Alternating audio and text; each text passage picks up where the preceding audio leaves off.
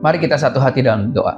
Bapa di surga, terima kasih buat kasih setia, buat kebaikan Tuhan di dalam kehidupan kami. Kami ucap syukur buat sepanjang minggu ini Engkau memberkati, mengurapi kami, Engkau yang memelihara hidup kami, Engkau yang menjawab setiap doa dan permohonan kami. Sebentar kami akan mendengarkan firman-Mu ya Bapa. Roh Kudus, terangi hati dan pikiran kami hingga kami mengerti, memahami, merenungkan, bahkan melakukan firman-Mu di dalam kehidupan kami. Terima kasih Tuhan Yesus, terima kasih.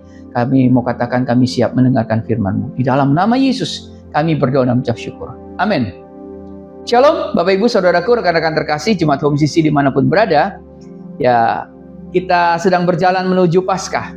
Ya, tentunya 4 minggu ke depan, ya, kita tidak hanya akan mengenang peristiwa menjelang salib, Bapak Ibu Saudaraku. Ya, kita akan menelusuri struktur keselamatan. Kita akan melihat apa itu dosa, apa itu ketaatan Kristus, apa itu salib, ya, dan apa arti kebangkitan. Nah, kita mulai hari ini dari tempat yang paling tidak nyaman, Bapak Ibu Saudaraku, ya. Sebelum ada paku, sebelum ada mahkota duri, sebelum ada Golgota, ternyata ada transaksi. Ya, salib tidak dimulai di bukit. Salib itu dimulai di hati manusia. Nah, kita akan belajar firman Tuhan hari ini dengan tema berapa harga Yesus bagimu. Bapak Ibu Saudaraku, rekan-rekan terkasih Jemaat Home CC dimanapun berada, kita hidup di dunia yang mengajarkan satu prinsip dengan sangat konsisten, yaitu apa? Bahwa semua bisa dinilai, semua bisa dihitung, semua bisa dibandingkan, semua bisa dinegosiasikan. Orang menawar gaji, orang menghitung keuntungan, ya, orang menimbang relasi berdasarkan manfaat. Tapi ada satu pertanyaan yang jarang kita berani tanyakan dengan jujur kepada diri kita sendiri, Bapak Ibu Saudaraku. Yaitu, apakah Yesus juga punya harga di dalam hidup kita? Nah, secara teologis kita tahu jawabannya. Oh, harganya Yesus tidak ternilai. Tetapi jawaban mimbar sering berbeda dari jawaban hati, Bapak Ibu Saudaraku. Dan firman Tuhan hari ini, saya harapkan mampu memaksa kita untuk jujur. Amin. Mari kita buka di dalam Matius 26 ayat 14 sampai dengan 16. Matius 26 ayat 14 sampai dengan 14 sampai dengan 16. Ayat 14. Kemudian pergilah seorang dari ke-12 murid itu yang bernama Yudas Iskariot kepada imam-imam kepala. Ayat 15. Ia berkata, "Apa yang hendak kamu berikan kepadaku supaya aku menyerahkan dia kepada kamu?" Mereka membayar 30 uang perak kepadanya. Ayat 16. Dan mulai saat itu ia mencari kesempatan yang baik untuk menyerahkan Yesus. Bapak Ibu Saudaraku, rekan-rekan terkasih Jemaat Home CC dimanapun berada, sebelum kita masuk ke 3 ayat ini, kita perlu melihat apa yang terjadi sebelumnya. Di Betania, seorang perempuan memecahkan minyak narwastu mahal dan mengurapi Yesus. Ini adalah bentuk yang namanya penyembahan total. Penyembahan yang total. Tetapi pada saat si perempuan itu melakukan, ya, penyembahan total melalui memecahkan minyak narwastu yang mahal dan mengurapi Yesus, ternyata ada Yudas Iskariot, ya, murid Yesus itu yang keberatan. Bahkan dikatakan Yudas Iskariot berkata minyak itu bisa dijual dan uangnya bisa diberikan kepada orang miskin. Kedengarannya rohani, Bapak Ibu Saudaraku. Tapi Yohanes 12 ayat 6 menjelaskan, dikatakan begini, hal itu dikatakannya nyanyi Yudas, ya, bukan karena ia atau Yudas memperhatikan nasib orang-orang miskin, melainkan karena ia atau Yudas adalah seorang pencuri. Ia sering mengambil uang yang disimpan dalam kas yang dipegangnya. Perhatikan ini baik-baik. Pengkhianatan tidak dimulai dengan 30 keping perak, Bapak Ibu Saudaraku. Pengkhianatan dimulai dengan hati yang sudah terbiasa mengambil sedikit demi sedikit. Dosa kecil yang tidak dibereskan melatih hati untuk bertransaksi. Dan suatu hari transaksi itu menjadi besar. Saya berharap Bapak Ibu Saudara, rekan-rekan terkasih Jemaat Home CC dimanapun berada menangkap poin saya ini. Yang menjadi penanganan hari ini adalah, atau menjadi tujuan daripada khotbah saya hari ini adalah, apakah ada kebocoran-kebocoran kecil dalam hidup rohani kita saat ini? Apa ada kebiasaan-kebiasaan kecil yang tidak jujur? Kompromi kecil yang kita maklumi? Ya, di sanalah pengkhianatan mulai berakar. Amin. Yuk kita bahas. Kita bahas Matius 26 ayat 14 sampai dengan 16 ini, kita bahas satu persatu ayatnya, ya. Yang pertama, di ayat yang 14 tadi kita baca. Dikatakan begini, lalu pergilah Yudas Iskariot. Di ayat yang ke-14 ya. Dikatakan 26 ayat 14, kemudian pergilah seorang dari ke-12 murid itu yang bernama Yudas Iskariot. Artinya apa? Kata kemudian menunjukkan proses. Ia tidak bangun pagi dan tiba-tiba menjadi pengkhianat. Itu dulu poinnya. Ini adalah puncak dari sebuah perjalanan yang panjang. Ya, Yudas pergi, Yudas meninggalkan komunitas murid-murid, Yudas meninggalkan hadirat Tuhan, Yudas mendatangi imam-imam kepala, which is itu adalah musuh Yesus, ya. Kemudian dosa ini bukanlah kecelakaan Bapak Ibu Saudaraku, tapi dosa ini adalah sebuah keputusan, kehendak. Ini gerakan yang sengaja, yang disengaja menjauh dari terang menuju gelap. Maka dikatakan kemudian pergilah seorang dari ke-12 murid itu yang bernama Yudas Iskariot. Kepada siapa? Kepada imam-imam kepala. Ya, itu dulu poinnya. Yang kedua, kita coba lihat di ayat yang ke-15. Ia atau Yudas berkata, apa yang hendak kamu berikan kepadaku? Nah, perhatikan pertanyaannya. Pertanyaan itu gini. Pertanyaannya bukan apa yang akan terjadi pada Yesus. Enggak. Bukan apakah ini benar. Itu bukan pertanyaannya. Tetapi pertanyaan Yudas adalah apa yang hendak kamu berikan kepadaku. Nah, kalau kita lihat ini bahasa pasar Bapak Ibu Saudaraku. Ini bahasa dagang. Ini bahasa tawar-menawar. Ini bahasa lelang. Artinya apa? Artinya di dalam diri Yudas, Yesus bukan lagi guru. Yesus bukan lagi Mesias. Yesus bukan lagi Tuhan. Tapi Yesus menjadi objek negosiasi. Yesus menjadi komoditas yang bisa diperjualbelikan. Nah, disinilah kita masuk lebih dalam. Dosa bukan pertama-tama pelanggaran moral, meskipun itu benar. Tapi perhatikan baik-baik. Dosa adalah salah menilai Allah. Salah menilai Allah, salah menilai tentang Allah, salah menilai tentang Yesus, salah menilai tentang Yesus. Roma 1 ayat 23 katakan begini. Mereka menggantikan kemuliaan Allah yang tidak fana dengan gambaran yang mirip dengan manusia yang fana.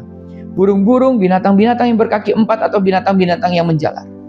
Roma 1 ayat 23 ini ya berkata bahwa manusia menukarkan kemuliaan Allah yang tidak fana ya dengan gambaran yang mirip dengan manusia yang fana. Yudas menukar Kristus dengan 30 perak. Kita bahas lagi satu, ya. 30 keping perak. 30 keping perak itu bukan angka yang sembarangan Bapak Ibu Saudaraku. Di dalam perjanjian lama, yuk kita lihat ya. Di Keluaran 21 ayat 32. Tetapi jika lembu itu menanduk seorang budak laki-laki atau perempuan, maka pemiliknya harus membayar 30 sikal perak kepada tuan budak itu. Dan lembu itu harus dilempari mati dengan batu. Ya. Sang Mesias dihargai setara dengan apa di sini Bapak Ibu Saudaraku? Dengan budak. Ya. Sang Mesias, Yesus dihargai setara budak. Ini ironi yang mengerikan. Para imam-imam kepala, ahli kitab tahu persis ya tentang hal ini. Bahkan Sakaria 11 ayat 12 sampai dengan 13 dikatakan begini. Dalam Sakaria 11 ayat 12 sampai dengan 13 ayat 12. Lalu aku berkata kepada mereka, jika itu kamu anggap baik, berikanlah upahku, dan jika tidak, biarkanlah. Maka mereka membayar upahku dengan menimbang 30 uang perak. Ayat 13. Ya. Tetapi berfirmanlah Tuhan kepadaku, serahkanlah itu kepada penuang logam, nilai tinggi yang ditaksir mereka bagiku. Lalu aku mengambil ke 30 uang perak itu dan menyerahkan kepada penuang logam di rumah Tuhan. Bapak Ibu Saudaraku, para imam-imam kepala, ahli kitab, ya, tahu persis apa arti 30 keping perak. 30 keping perak ini ya berbicara tentang upah yang hina, dan mereka dengan sadar membayar harga itu, membayar harga Yesus dan memberikan 30 keping perak itu kepada Yudas Iskariot. Bapak Ibu Saudaraku, dunia menghargai juru selamat tidak lebih daripada harga seorang budak yang tertanduk lembu. Seperti yang tadi dikatakan dalam Keluaran 21 ayat 32. Dan ironinya yang lebih dalam, Bapak Ibu Saudaraku, Yudas menjual Yesus dengan harga yang sama dengan harga yang harus dibayar jika seekor lembu membunuh budaknya. Artinya manusia menghargai anak Allah seperti ternak yang mati. Bapak Ibu Saudaraku, yuk kita lanjutkan dalam ayat yang ke-16. Ya, ayat yang ke-16. Dan mulai saat itu ia mencari kesempatan yang baik untuk menyerahkan Yesus. Dan mulai saat itu ia, yaitu Yudas, mencari kesempatan yang baik untuk menyerahkan Yesus. Jadi setelah mendapatkan 30 keping perak, ya, kemudian Yudas mencari kesempatan, ya, Yudas mencari kesempatan untuk menyerahkan Yesus. Saya mau cerita begini, Bapak Saudaraku, hati yang sudah menetapkan harga, orang yang sudah menerima itu dan sudah punya ketetapan untuk itu, maka Yudas mencari momentum. Keputusan hati selalu mendahului tindakan publik. Yudas sekarang menjadi pemburu. Ia mencari waktu yang tepat, ia mengamati, ia merencanakan. Nah, ketika Kristus sudah tidak lagi berharga di hati Yudas, maka Yesus bisa dikorbankan kapan saja demi keuntungan pribadi. Saya harap sampai di sini Bapak Ibu Saudaraku paham, ya. Yuk kita lanjutkan. Nah, Bapak Ibu Saudaraku, rekan-rekan terkasih jemaat Home CC dimanapun berada, mari kita renungkan secara teologis. Mengapa manusia berdosa? Karena pada momen tertentu kita menilai sesuatu lebih berharga daripada Tuhan. Ya, ayo kita coba sama-sama pikirkan, renungkan. Terkadang uang terasa lebih aman daripada pemeliharaan Tuhan. Terkadang jabatan terasa lebih penting daripada panggilan Tuhan. Terkadang relasi lebih mendesak, terasa lebih mendesak daripada kebenaran Tuhan. Dan terkadang kenyamanan terasa lebih menarik daripada kekudusan Tuhan. Dan tanpa sadar, kita sedang menetapkan harga. Ini bukan sekedar masalah finansial, ini masalah penyembahan.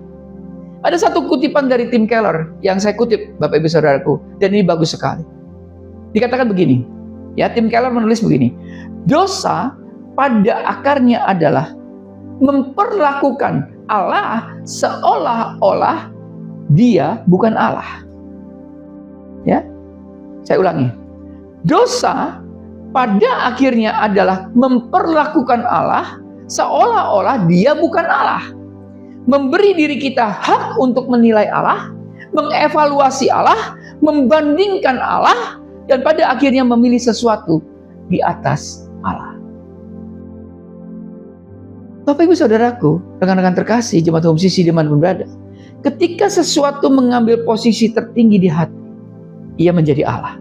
Dan setiap kali Kristus turun dari tahta hati, transaksi sudah mulai. Ya, yang menjadi pertanyaan refleksi kita adalah apa yang paling berharga dalam hidup kita saat ini? Jika kita harus kehilangan Yesus atau kehilangan itu yang berharga tadi, mana yang akan kita pilih? Bapak Ibu Saudaraku, rekan-rekan terkasih, jemaat Home CC dimanapun berada, Yesus berkata dalam Matius 13 ayat 44, hal kerajaan surga itu seumpama harta yang terpendam di ladang, yang ditemukan orang lalu dipendamkannya lagi. Oleh sebab sukacitanya pergilah ia menjual seluruh miliknya lalu membeli ladang itu. Nah, ini ada satu, ya, konteks firman Tuhan yang berseberangan atau kontras, ya, antara Yudas yang menjual Yesus demi uang atau orang yang di dalam perumpamaan Matius 13 ayat 44 ini, ya, yang menjual segalanya demi Yesus. Saya mau membawa kita masuk, ya, dalam sebuah perenungan. Di sini ada dua jenis hati, Bapak Ibu Saudaraku. Dua jenis hati, dua orientasi hidup, dua nilai yang dipertaruhkan. Yang menjadi pertanyaan, apakah kita menjual dunia demi Kristus atau menjual Kristus demi dunia? Nggak ada posisi netral, ya.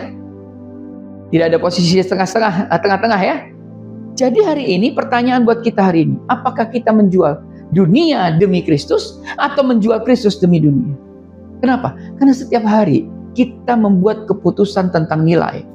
Setiap transaksi detail, ya, transaksi kecil dalam hidup sebenarnya sedang mendefinisikan apa yang sesungguhnya kita sembah. Bapak, Ibu, Saudaraku, rekan-rekan terkasih jemaat umum sisi dimanapun berada.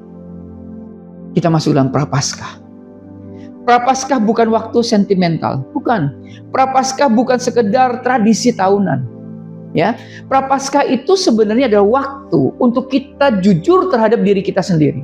Sebelum kita berkata, Yesus, Engkau mati untukku, kita harus bertanya kepada diri kita, apakah ada bagian hidupku yang ikut menyerahkan Dia? Apakah saya pernah menjual Yesus demi misalnya nilai ujian? Apakah saya pernah menjual Yesus demi hubungan yang tidak berkenan kepadanya? Apakah saya pernah menjual Yesus demi popularitas di media sosial? Apakah saya pernah menjual Yesus demi kedamaian palsu dengan keluarga yang tidak percaya? Atau apakah saya pernah menjual Yesus demi keuntungan materi yang diperoleh dari ketidakjujuran? Bapak, Ibu, Saudaraku, rekan-rekan terkasih jemaat Home Sisi dimanapun berada, Prapaskah memberi kita ruang untuk berhenti dan bertanya, berapa harga Yesus bagimu? Bukan di mulutmu, tetapi di dompetmu. Bukan di pengakuan imanmu, tetapi di keputusan-keputusan kecil yang kita buat. Bukan di hari Minggu, tetapi di setiap pagi di dalam hidup kita. Bapak, Ibu, Saudaraku, rekan-rekan terkasih jemaat Home Sisi dimanapun berada, disinilah Injil berbicara dengan kuasa yang luar biasa. Yesus tahu, Ia tahu siapa yang akan mengkhianatinya. Ia tahu jauh sebelumnya tentang hatinya Yudas. Yesus tahu tentang 30 keping perak yang akan menjadi harga darahnya. Namun apa yang dilakukan Yesus? Yesus tetap berjalan menuju salib. Yesus tidak berkata apa yang aku dapatkan. Yesus tidak menawar. Yesus tidak mundur. Yesus menyerahkan dirinya. Bukan karena kita berharga. Kita ini tidak berharga. Bukan karena kita pantas. Ya, kita tuh tidak pantas, tetapi karena kasih-Nya. Sekali lagi, itu karena kasih-Nya. Roma 5 ayat 28 katakan gini, akan tetapi Allah menunjukkan kasih-Nya kepada kita oleh karena Kristus telah mati untuk kita ketika kita masih berdosa. Amin. Kita yang sering menawar ketaatan, Bapak Ibu Saudaraku, ya, Tuhan Yesus memberi diri tanpa tawar-menawar. Kita yang menjual Tuhan dengan murah, tapi Tuhan membeli kita dengan darah yang mahal. Dan itulah pengharapan kita. Amin. Saudara-saudara yang terkasih, jemaat Home Sisi dimanapun berada, izinkan saya menutup bagian ini dengan satu kontras terakhir. Ya, tadi tentang Yudas dengan orang yang ada di dalam perumpamaan, ya, di Matius 13 ayat 44. Ada satu lagi, ya. Izinkan saya menutup dengan begini. Ada dua murid yang mengkhianati Yesus pada minggu itu, ya, yaitu Yudas dan Petrus. Yudas menjual Yesus dengan ciuman. Petrus menyangkal Yesus dengan sumpah serapah. Dua-duanya jatuh, Bapak Ibu Saudaraku. Keduanya berdosa besar. Ya, keduanya menyesal. Tapi ada perbedaan fundamental. Yudas menyesal, tetapi tidak kembali. Yudas justru pergi menggantungkan diri. Dia bunuh diri dengan gantung diri. Petrus menyesal dan kembali. Petrus menangis dengan pahit. Dan Yesus memulihkannya di tepi danau. Apa bedanya? Apa bedanya? Saya mau katakan begini. Baik Yudas maupun Petrus bukan karena besarnya dosa. Bukan karena kedalaman penyesalan. Bedanya adalah bahwa Petrus percaya bahwa kasih Kristus lebih besar dari pengkhianatannya. Sedangkan Yudas tidak. Yudas menilai dirinya tidak bisa diampuni. Artinya apa? Artinya Yudas salah menilai Kristus. Sekali lagi dia salah menilai Kristus. Kali ini tentang kasih karunia. Nah, Bapak Ibu Saudaraku, hari ini kita memilih jalan yang mana?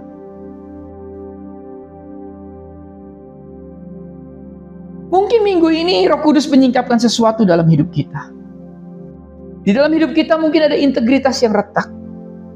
Dalam hidup kita mungkin ada uang yang tidak bersih di tangan kita. Hari ini, minggu-minggu ini ada hubungan yang kau pertahankan dengan mengorbankan kebenaran. Ya, mungkin ada pelayanan yang berubah menjadi transaksi bisnis. Atau ada keputusan yang kau buat, yang kita buat, ya, dengan menyingkirkan suara Tuhan. Bapak Ibu Saudaraku, saya katakan begini. Ini adalah undangan untuk kita kembali. Untuk kita menilai ulang nilai Kristus di dalam hidup kita. Untuk meletakkan Kristus kembali di tata hati kita. Ya, untuk menjual segalanya seperti dalam perumpamaan tadi, ya. Menjual segalanya demi harta yang terpendam itu. Karena apa? Karena Kristus lebih berharga dari apapun yang dunia tawarkan. Dan siapapun yang kembali kepadanya tidak pernah benar-benar rugi. Nanti lihat di Filipi 2 ayat 7 sampai dengan 8. Filipi 3 ayat 7 sampai dengan 8. Paulus katakan begini dalam Filipi 3 ayat 7 sampai dengan 8. Tetapi apa yang dahulu merupakan keuntungan bagiku, sekarang kuanggap rugi karena Kristus. Ayat 8. Malahan segala sesuatu kuanggap rugi karena pengenalan akan Kristus Yesus Tuhanku lebih mulia daripada semuanya. Oleh karena dialah aku telah melepaskan semuanya itu dan menganggapnya sampah, supaya aku memperoleh Kristus. Bapak Ibu Saudaraku, rekan-rekan terkasih, jemaat Home CC dimanapun berada, sekali lagi saya mau katakan, Kristus lebih berharga dari apapun yang dunia tawarkan. Amin. Dan siapapun yang kembali kepadanya tidak pernah benar-benar rugi. Mari kita berjalan menuju salib dengan hati yang telah dimurnikan. Bukan dengan kesombongan rohani, tapi dengan kerendahan hati. Ya, dengan kerendahan hati yang tahu betapa murahnya kita pernah menjual Yesus. Dan betapa mahalnya Yesus tetap mengasihi kita. Karena Yesus yang kita sembah bukan komoditas, Bapak Ibu Saudaraku, melainkan Tuhan yang hidup dan tidak bernilai. Amin. Selamat berjalan menuju Paskah dengan hati yang jujur dan dimurnikan. Tuhan Yesus memberkati. Tuhan Yesus yang baik, Engkau melihat hati kami saat ini. Engkau tahu bagian-bagian hidup kami yang kami masih kompromi. Engkau tahu saat-saat kami menjual Engkau begitu murah. Ampuni kami. Jika kami pernah menetapkan harga bagimu, ampuni kami. Jika kami lebih takut kehilangan uang daripada kehilangan Engkau, ampuni kami Tuhan. Jika kami lebih mementingkan popularitas daripada kesaksian yang benar, ampuni kami Tuhan. Jika kami telah menjadikan-Mu komoditas bukan Tuhan, ampuni kami. Pulihkan nilai-nilai-Mu, pulihkan nilai-Mu dalam hati kami. Ajarkan kami melihat Engkau sebagai harta tertinggi. Berikan kami keberanian untuk hidup jujur, keberanian untuk menolak keuntungan yang tidak benar, keberanian untuk tetap setia meskipun harus rugi secara duniawi. Bentuklah hati kami kembali. Jadikan kami serupa dengan-Mu yang memberi diri tanpa tawar-menawar. Kami berdoa dalam nama Yesus Kristus, Tuhan kami yang hidup dan berkuasa. Amin. Karena itu saudara-saudaraku, jemaat Kristus yang dikasihi Tuhan, angkatlah kedua tanganmu dan terimalah berkat. Mari kita aminkan setiap perkataan berkat yang kita percaya bahwa kita menerima. Tuhan memberkati engkau dan melindungi engkau. Tuhan menyinari engkau dengan wajahnya dan memberi kau kasih karunia. Tuhan menghadapkan wajahnya kepadamu dan memberi kau damai sejahtera. Kiranya kasih dan penyertaan Bapa di surga dan damai sejahtera dari Tuhan Yesus Kristus serta penghiburan dari Roh Kudus terus menyertai kita sampai Maranatha Tuhan Yesus datang kembali. Kita yang percaya dan menerima berkat Tuhan, mari kita sama-sama katakan amin.